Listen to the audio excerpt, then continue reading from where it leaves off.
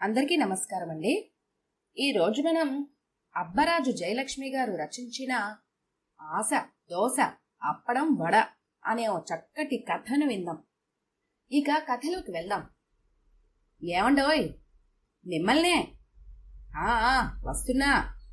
ఇదిగో శంకరం, నిన్నేనోయ్. భ్రమరాంబకు భర్త మీద కోపం వస్తే బహువచనం నుండి ఏకవచనంలోకి దిగిపోతుంటుంది.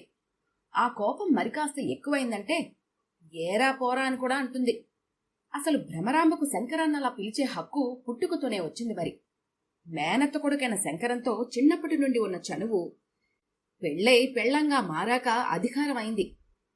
ఏవోయ్ భ్రమరం అని శంకరం పిలిస్తే ఏంటోయ్ శంకరం అంటూ పలుకుతుంది.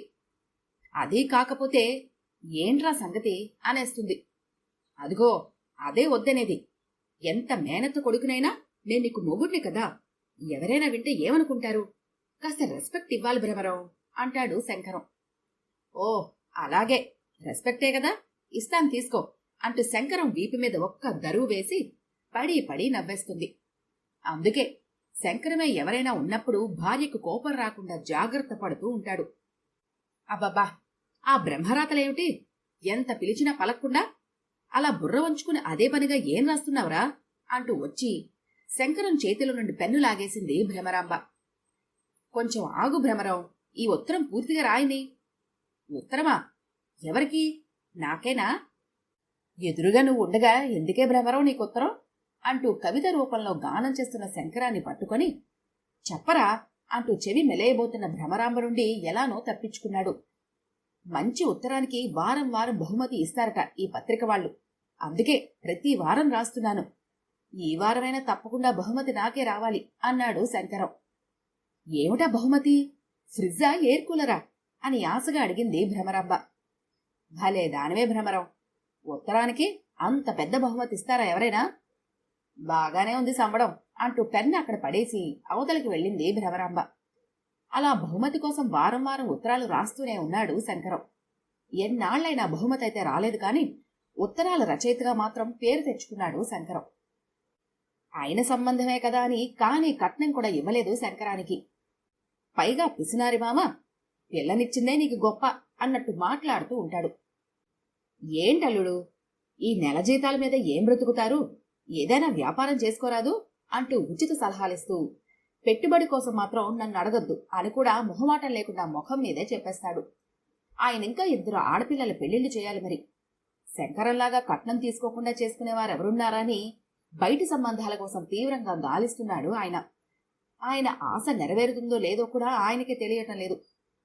మావయ్య అలా నవ్వుతూ అన్నప్పటికీ శంకరంలో మాత్రం పట్టుదల పెరిగింది. ఎలాగైనా ఎక్కువ డబ్బు సంపాదించాలి, గొప్పవాడైపోవాలి, సొంత ఇల్లు, కారు, బ్యాంక్ బ్యాలెన్స్ ఏర్పరచుకొని దర్జాగా బతికేయాలి. అందుకు వ్యాపారం చేయటం కంటే ఏదైనా పెద్ద మొత్తంలో ఒకేసారి వచ్చి ఒళ్ళో పడే అవకాశాల కోసం వేట మొదలు పెట్టాలి. లాటరీ టిక్కెట్లు కొనటం మొదలుకొని లాభాలొచ్చే షేర్లు తీసుకోవటం వరకు ఎన్నో ప్రయత్నాలు చేస్తున్నాడు. కాని ఏదీ తగలటం లేదు. అదృష్టం కలిసి రావటం లేదు. ఏదో ఒక రోజు ఆ టైం రాకపోతుందని అనుకుంటూ ఉంటాడు. ఒకసారి పని మనిషి రత్తాలు వచ్చింది చూసుకోకుండా భ్రమరాంబ భర్తను ఏరా అని సంబోధిస్తూ ఏదో మాట్లాడుతూ ఉంటే అది విన్నది. అమ్మగారు, ఎవరితోనమ్మా మాట్లాడుతున్నారు అని అడిగింది. నీకెందుకే, నీ పన్ను చూసుకో అని కసిరింది భ్రమరాంబ. పెనిమిటిని ఏరా పోరా అంటుంది అమ్మ. ఇదెక్కడ చోద్యమో, చదువుకున్నోళ్ళు చాలా చిత్రంగా ఉంటారు అనుకుంది రత్తాలు. రత్తాలు ఇరుగమ్మ పొరుగమ్మల దగ్గర తమ గురించి అనవసరంగా ఏం వాగుతుందో ఏమో, దాని నోరు మూయించాలంటే ఒకటే మార్గమని ఆలోచించింది భ్రమరాంబ. రత్తాలు, ఇదిగో ఈ చీర తీసుకో, పండక్కి కట్టుకో అంటూ ఓ చీర దాని చేతిలో పెట్టింది. ఇంటికెళ్ళాక చీర మడత విప్పి మీద వేసుకుని తిప్పి తిప్పి చూసుకుంది రత్తాలు. వంగపండు రంగు చీర మీద గులాబీ పువ్వులున్న సిల్క్ చీర. అమ్మగారు మొన్నటిదాకా కడుతూ ఉన్న చీర ఇది. చీర బాగానే ఉంది గాని పండక్కి కొత్త చీర కొనిస్తే బాగుండేది. పాత చీర ఇచ్చారు. అమ్మగారి నుండి డబ్బులు అడిగి తీసుకొని కొత్త చీర కొనుక్కోవాలి అనుకుంది రత్తాలు ఆశగా. బస్టాండ్లో బస్సు కోసం ఎదురు చూస్తూ నిలబడ్డాడు శంకరం. ఈ బస్సు ఏ రోజు టైంకి రాదు కదా, ఏదైనా బంపర్ లాటరీ గనక తగిలితే ముందు ఒక కారు కొనుక్కోవాలి, అప్పుడు హాయిగా రోజు కారులో ఆఫీస్కి వెళ్ళొచ్చు అని తనలో తనే గొనుక్కుంటున్న శంకరం దగ్గరికొచ్చి బాబయ్యా, ధర్మం చేయండి బాబయ్యా అంటూ చెయ్యి చాపాడు ఓ బిచ్చగాడు. జోబుల నుండి ఒక రూపాయి బిళ్ళ తీసి వాడి చేతిలో పడేశాడు. ఒకప్పుడు కానులు అనాలు ఉండేవిట. వాటి స్థానంలో నయా పైసా, 5 పైసలు, 10 పైసలు వచ్చాయి. అవి కూడా పోయి ఇప్పుడు బిచ్చగాడి బొచ్చెలో రూపాయి తప్పనిసరిగా వెయ్యాల్సి వస్తోంది. పావలా అర్ధ అపురూపం అయిపోయాయి. రూపాయి విలువ ఎంత దిగజారుతున్నదో మనిషికి సంపాదన మీద అంత ఆరాటం పెరిగిపోతున్నది. శంకరం ఆలోచనలు భంగపరుస్తూ, ఏంటి బావయ్య, రూపాయికి ఏం వస్తది? 5ో 10ో వేస్తారనుకున్నాను అంటున్నవాడి మాటలకు ఒళ్ళు మండి ఏదో అనబోయింతలో బస్సు వచ్చి ఆగింది. వాడిని తప్పించుకుని అప్పటికే నిండుగా ఉన్న బస్సులోకి ఎలాగో ఎక్కాడు. అయినా శంకరం ఆలోచనలు మాత్రం ఇంకా ఆ బిచ్చగాడి చుట్టూనే తిరుగుతున్నాయి. 5ో 10ో ఇవ్వాలట. వీడికి నేనేదో బాకీ ఉన్నట్లు ఎంత దబాయించి అడుగుతున్నాడో. కొందరు బిచ్చగాళ్ల దగ్గర బ్యాంకు బ్యాలెన్సులు కూడా బాగానే ఉంటాయిట.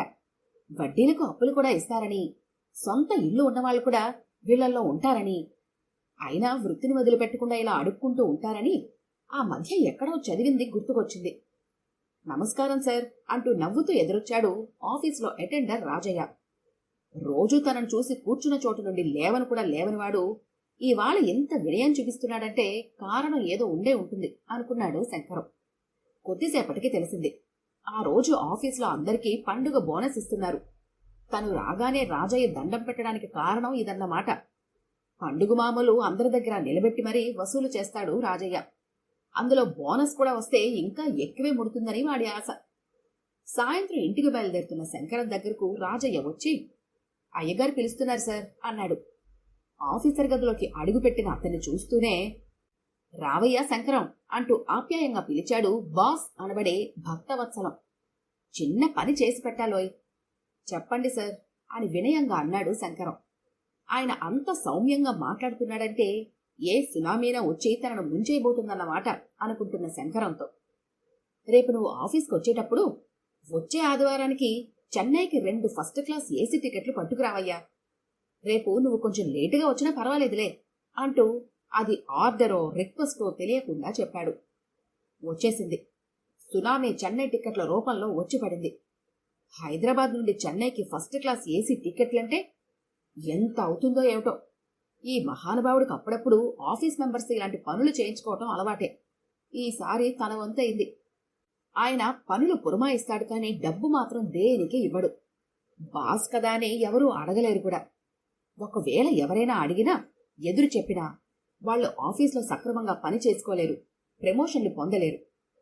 ఏదో విధంగా వాళ్ళను సతాయించి ముప్పు తిప్పలు పెట్టి 3 చెరువుల నీళ్లు తాగిస్తుంటారు. అందుకే ఆయన చెప్పిన ఇలాంటి పనులను నోరు మెదపకుండా సొంత డబ్బు ఖర్చు పెట్టి చేస్తుంటారు అందరూ. భక్తవత్సలం ఆఫీసులో ఉండగా తన డబ్బులు ఒక్క పైసా కూడా వాడడు. డబ్బులు ముట్ట చెప్పనిదే ఒక్క చిన్న ఫైలు కూడా కదల్చడు. ఎవరి పని చేయడు. లంచం డబ్బులతోటే లంకంత ఇల్లు కట్టాడని అందరూ చెప్పుకుంటారు.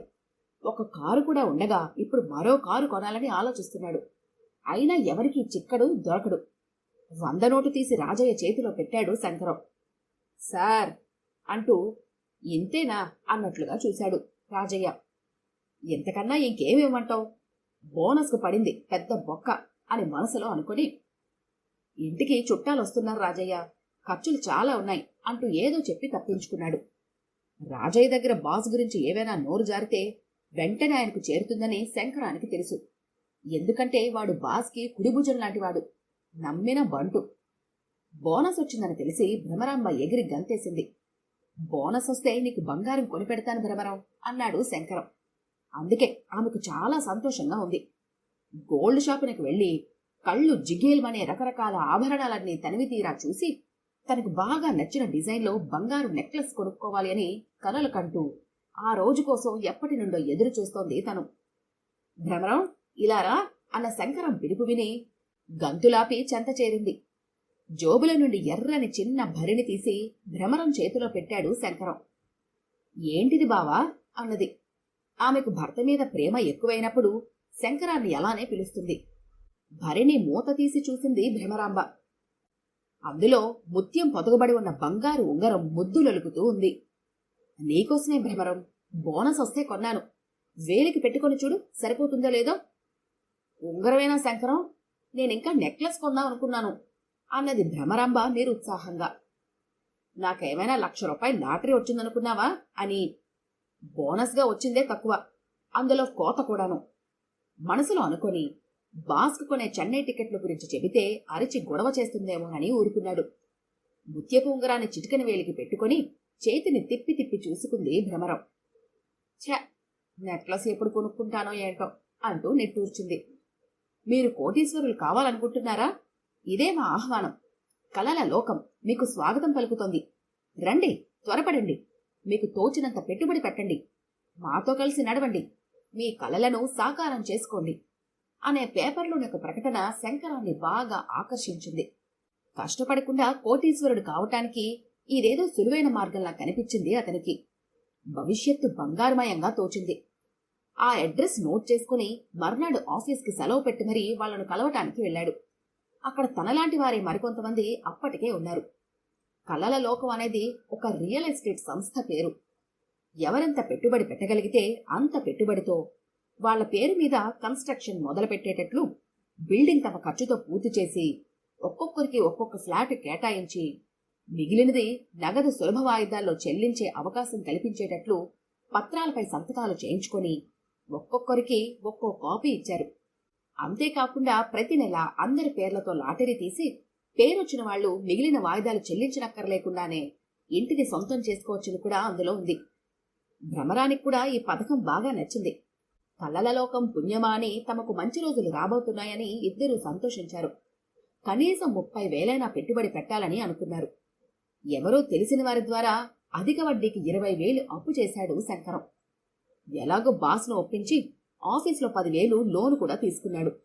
మొత్తం 30,000 కలలలోకంలో చెల్లించి ఊపిరి పీల్చుకున్నాడు. తక్కువ పెట్టుబడితో ఎక్కువ లాభం పొందబోతున్న తన తెలివితేటలను తలుచుకొని త్వరలో తన దశ తిరగబోతున్నదని తెగ మురిసిపోయాడు శంకరం. ఒకరోజు సంస్థ వాళ్ళు పెట్టుబడిదారులందరినీ తమ సొంత ఖర్చులతో తీసుకెళ్లి సైటు చూపించారు. కనుచూపు మేర కనిపిస్తున్న మైదానమంతా చూసి దానిపై వాళ్ళు నిర్మించబోయే అందమైన భవనాలను ఊహించుకుని అందరూ ఆనందించారు. అప్పటి నుండి ₹1,00,00,000 ఖరీదు చేసే ఇంటికి తాను యజమాని అయినట్లు కలగనేవాడు శంకరం. మొదటి నెల లాటరీలోనే తమ పేరు రావాలని కోరుకునేది భ్రమరాంబ. ఒకనాటి శుభోదయం వేళ శంకరం భ్రమరం కాఫీలు సేవిస్తూ కబుర్లు చెప్పుకుంటూ ఉండగా ఉన్నట్లుండి ఏ శంకరం అంటూ గట్టిగా పిలిచింది భ్రమరం. ఏంటి భ్రమరం, ఏమిటా అరుపులు? బల్లిగాని మీద పడిందా అన్నాడు శంకరం. బల్లి కాదు, బండరాయి పడింది మన నెత్తి మీద. ఈ పేపర్లో వార్త చూడు అంటూ వార్తాపత్రికను అందించింది. కలలలోకం అనే రియల్ ఎస్టేట్ కంపెనీ వాళ్లు బోర్డు తిప్పేసి అందరి దగ్గర పోగు చేసుకున్న భారీ మొత్తంతో పత్తా లేకుండా పారిపోయారు. ఇది అందులోని ఒక వార్త. అయ్యో అయ్యో, మోసం, దగ, మన 30,000 అంటూ బిగ్గరగా ఏడవసాగింది భ్రమరం. షాక్ తిన్నట్లయిన శంకరం నోట మాటరాక బిగుసుకుపోయి కాసేపటికి గాని తెప్పరిల్లలేకపోయాడు.